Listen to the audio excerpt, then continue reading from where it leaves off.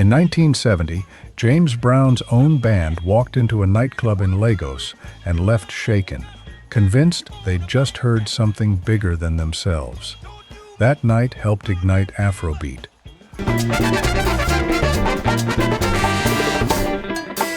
R&B never stayed where it was born. It slipped into reggae bass lines, country ballads, Nigerian horn sections, and the very first hip-hop record ever played on American radio.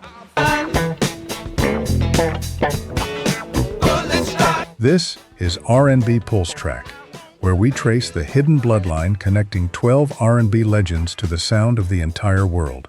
Number 12, Barry White, Love's Theme, 1973. Before he was a voice, Barry White was an arranger, a South Central Los Angeles kid who'd spent a decade in studios and doo-wop groups before anyone knew his name. He taught himself orchestration, hearing a 40-piece string section the way most producers heard a rhythm guitar.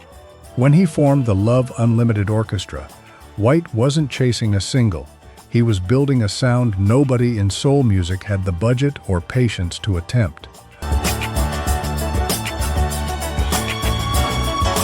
White layered strings, harps, and full brass into arrangements that swelled like a film score.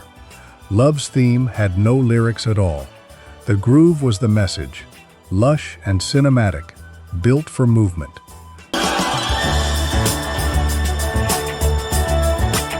It became a #1 pop hit and a blueprint. European producers building electronic dance music, chief among them Giorgio Moroder, have pointed to White's orchestral disco as a direct reference. Lush on top, mechanical underneath.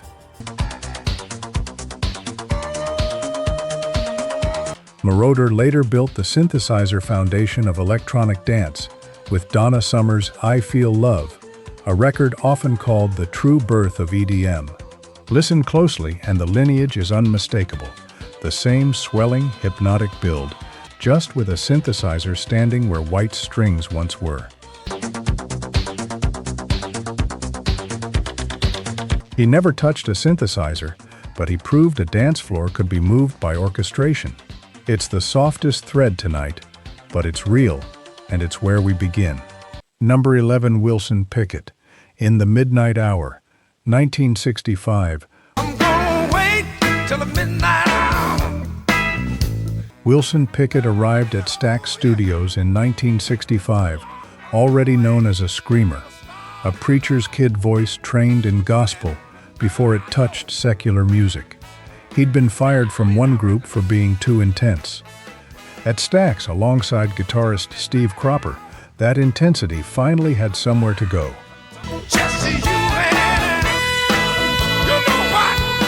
In the Midnight Hour was reportedly built around a dance move Pickett demonstrated in the room, a delayed backbeat dragging just behind the drum's click. That small hesitation became the song's signature, a groove built for the body first.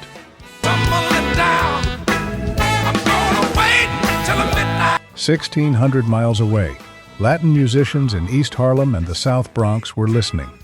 Band leaders like Joe Cuba and Pete Rodriguez were playing mambo and cha-cha for young, bicultural New Yorkers who also had Motown and Stax on their turntables. Pickett's backbeat-heavy soul was the rhythmic bridge they needed. Those musicians fused Cuban son montuno with soul bass lines and gospel-style call and response. Pete Rodriguez's 1967 record, I Like It Like That, didn't just borrow the groove, it literally named the movement it launched, Boogaloo, one of the first genuinely bicultural American dance crazes. Boogaloo faded within a few years as salsa reclaimed the clubs, but it proved something simple. A screaming Alabama voice and a Memphis backbeat didn't need translation to cross into a world Pickett likely never set foot in. Number 10, James Brown, The Payback, 1973. In 1970, James Brown's touring band landed in Lagos, and did something Brown hadn't planned. They went to see a local band leader named Fela Kuti perform at his club, The Shrine. What they witnessed left them shaken. Band members reportedly told Brown it was the funkiest performance they'd ever seen, from a country most American musicians had never looked toward for rhythm. Brown refused to just take their word for it. He sent his arranger, David Matthews, back to the Shrine specifically to study what was happening. Watching Fela's drummer, Tony Allen, and taking notes on a polyrhythmic complexity distinct from Brown's own tighter, stripped-down funk. What traveled back wasn't a copy, it was an expansion. Matthews brought Allen's rhythmic ideas into his arranging work for Brown through the early 1970s, and by 1973's The Payback, critics noted Brown's rhythm section had grown denser and more patient than his earlier, punchier hits. The exchange ran both directions. Fela had been studying Brown's funk architecture for years before that meeting, and his 1976 track Zombie shows exactly where that study led. Dense, politically charged, horn-driven polyrhythm that is unmistakably in conversation with Brown's own catalog. Two funk pioneers, oceans apart, took what they heard in each other and built further. Number 9. George Clinton, Parliament Funkadelic, Give Up the Funk, 1976. George Clinton didn't invent funk by accident. He abandoned a career to chase it. In the early 1960s, he led the Parliaments, a doo-wop group cutting polished R&B in the Motown mold, chasing the same sound Smokey Robinson had perfected. It barely worked. Everything changed when Clinton lost the rights to the group's name in a contract dispute and rebuilt the band from scratch as Funkadelic, then Parliament again, armed with psychedelic guitar, sci-fi theatrics, and a rhythm section built on James Brown's stripped-down groove philosophy, stretched to its most elastic extreme.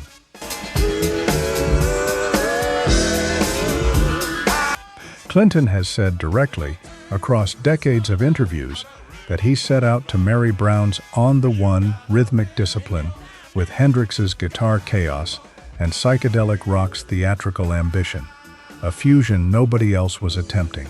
Brown kept funk tight. Clinton stretched it into extended communal grooves that could run 15 minutes without losing the pocket.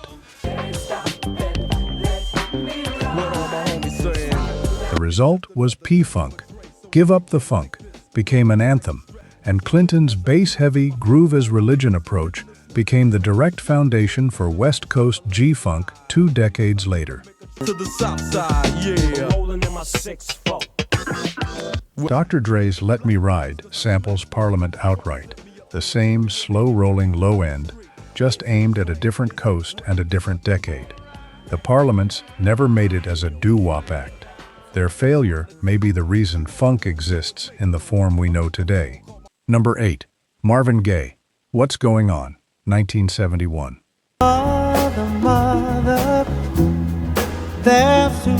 By 1970, Marvin Gaye was Motown's most reliable hitmaker, and Berry Gordy wanted him to stay exactly that.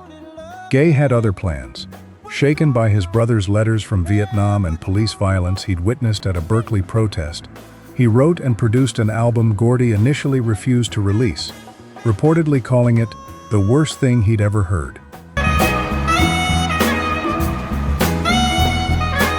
What's Going On broke Motown's rules on purpose.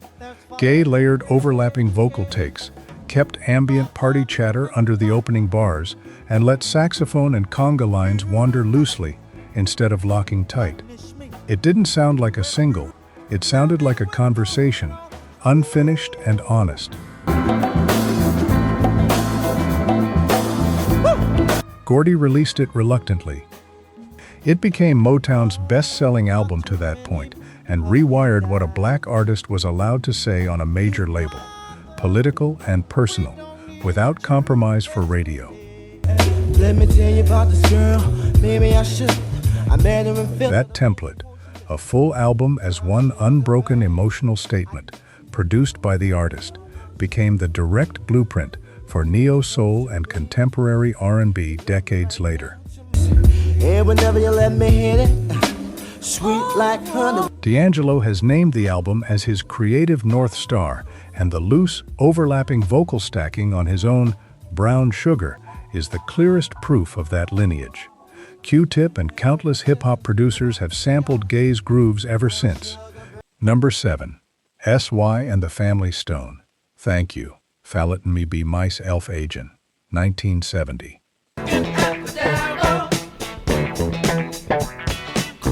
Sly Stone built something no one else in soul music had attempted. A band black and white, male and female, sharing lead vocals without hierarchy.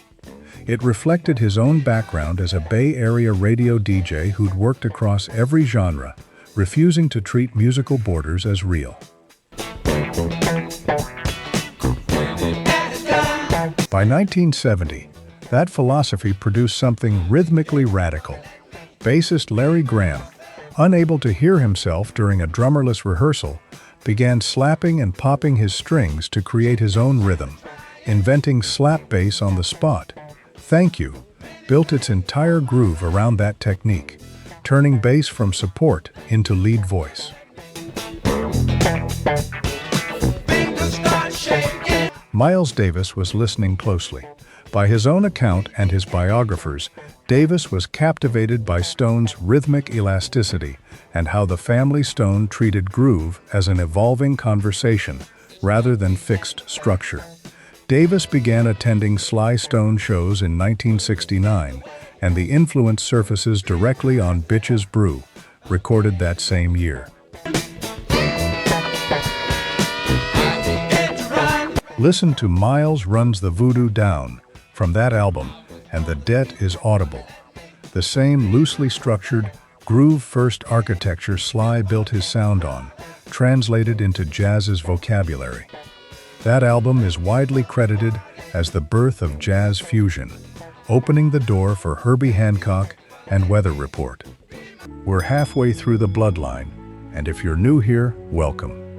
R&B Pulse Track exists to dig up the connections history books skip over. If that's your kind of rabbit hole too, hit subscribe and turn on notifications, because the next 6 stories cross oceans, invent genres by accident, and build toward the story this whole documentary was built around. Let's keep going. Number 6. Isaac Hayes, Theme from Shaft, 1971. Sex machines are all the shit. Isaac Hayes spent the 1960s as a Stax staff songwriter, largely unheard by the public, the uncredited hand behind hits for Sam and Dave, working 12-hour days for a flat salary, while other names got the spotlight. When Stax finally let him record his own album in 1969, Hayes broke every rule of radio-friendly soul, stretching songs past 10 minutes on orchestral arrangements no label would have permitted a debut artist. They say this cat Shaft is a bad mother. That patience became a production philosophy. Where most soul singles built toward an immediate hook, Hayes built atmosphere first, extended instrumental vamps, wah-wah guitar loops repeating hypnotically, strings layered over a steady 4-on-the-floor pulse that never let up.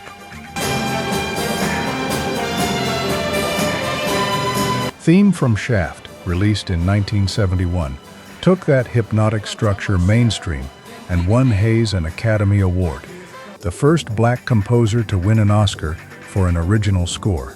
There's no place I'd like you be done with me. Hey. Historians point directly to Hayes's extended vamp architecture as a direct structural template disco formalized a few years later. Donna Summer and Giorgio Moroder's Love to Love You Baby is the clearest heir to it, the same unbroken pulse and patient, extended build, just repackaged for the dance floor. Hayes wasn't trying to invent a dance genre. Disco borrowed his patience and set it to a mirror ball. Number 5. Ike and Tina Turner, Proud Mary, 1971. Left a good job in the city, working for the Tina Turner had been performing since her teens, but by the late 1960s, her gospel-scorched vocal power and explosive stage show had outgrown the venues Ike Turner's Revue was still built for. If you come down to the river. Their cover of Creedence Clearwater Revival's Proud Mary, reimagined from a slow-burning soul intro into a full-throttle funk rock finish, became something rock audiences hadn't quite heard from a soul act. That reinvention was the Revue's calling card. Take a rock song apart and rebuild it with horn stabs, call and response vocals, and Tina's unrestrained physical performance. In 1969, the Rolling Stones personally selected Ike and Tina Turner to open their U.S. tour, a deliberate choice by Mick Jagger, who has spoken openly about studying Tina's stage movement and her command of the mic stand. Jagger's own now iconic strut developed directly alongside watching Turner perform night after night. The Stones' Brown Sugar, recorded not long after that tour, carries the same raw, horn-punched swagger Turner brought to every Revue show, rock finally speaking soul's language back to it. Rock's most famous frontman built part of his stagecraft standing in the wings, watching a soul singer who refused to be a supporting act. Number 4. Curtis Mayfield and the Impressions, People Get Ready, 1965. People get ready. There's a train a Curtis Mayfield wrote People Get Ready as a gospel-rooted civil rights hymn disguised as a pop single, a train-bound freedom metaphor delivered in a falsetto so gentle it almost undercut how radical the message actually was. The Impressions became defining voices of the civil rights era without ever raising their voices.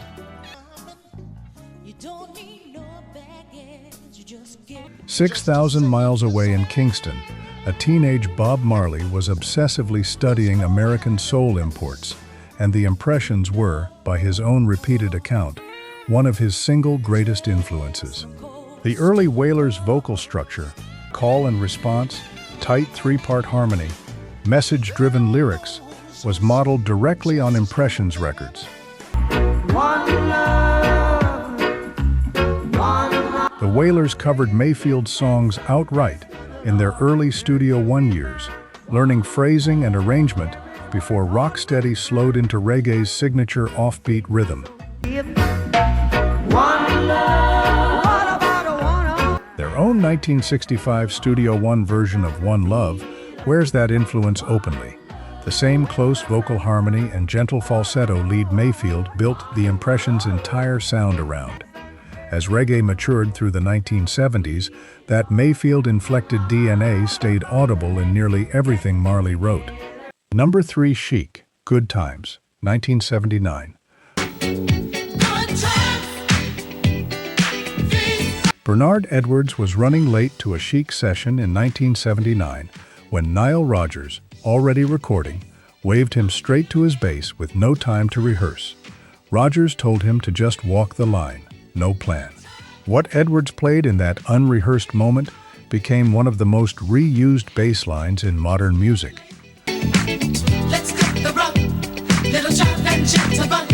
Good Times was built minimal and endlessly repeatable. A hypnotic, syncopated groove engineered for maximum dance floor endurance, stripped of melodic clutter, so rhythm alone carried the record.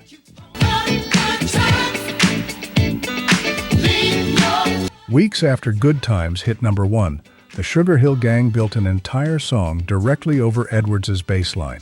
Their record, Rapper's Delight, is the single most literal connection in this entire documentary.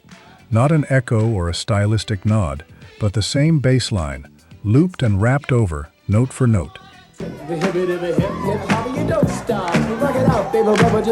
Rodgers heard it in a nightclub, recognized his own bass part instantly, and pursued legal action. He and Edwards were ultimately credited as co-writers. A bass line played with no rehearsal became the literal foundation hip-hop stood on to introduce itself to the world. Number 2. Smokey Robinson and the Miracles, The Tracks of My Tears, 1965. People say I'm the life. Smokey Robinson was 17 when he met Berry Gordy in a Detroit audition line. And it was Robinson who first suggested Motown needed songs that could survive outside black radio entirely. He became one of the architects of what Gordy branded the sound of young America, as much a business strategy as a musical one.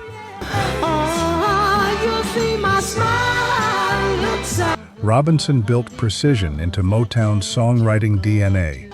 3-minute pop structures, aching but never crude lyrics, string arrangements borrowed from Tin Pan Alley, and harmonies polished to sit next to any record on the dial. The Tracks of My Tears is almost a songwriting thesis, heartbreak dressed in a melody so smooth that pop, R&B, and adult contemporary radio all claimed it as their own.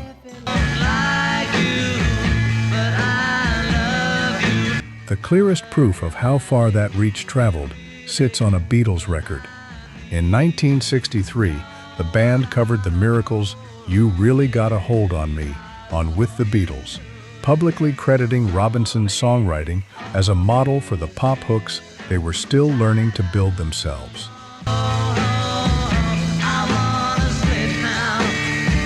That commercial template, polished harmony, tight structure, universal emotional stakes, became the industry's working definition of a pop song for decades. Number 1. Ray Charles, I Can't Stop Loving You, 1962. I've made up my mind. By 1962, Ray Charles had already redefined R&B by fusing gospel fervor with secular lyrics, essentially inventing soul music. He was commercially untouchable, and his label expected another R&B album. Instead, Charles announced he wanted to record country and western standards, a genre coded as white, southern, and culturally distant from his own audience. Executives were reportedly stunned, but Charles's contract gave him rare creative control. He built modern sounds in country and western music by taking Nashville-associated songs and running them through his own arrangement language, lush strings, a gospel choir, and his unmistakably soul-inflected phrasing over country's storytelling melodies. I Can't Stop Loving You became a number 1 pop hit and one of the best-selling singles of the decade, introducing millions of listeners on both sides of a rigid genre line to the idea that country songwriting and soul delivery weren't opposites. They shared the same emotional DNA of loss and plain-spoken heartbreak.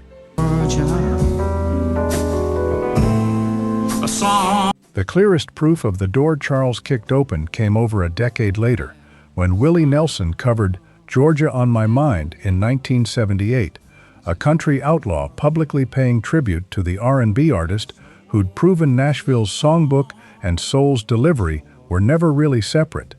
Charles didn't ask permission to cross the line.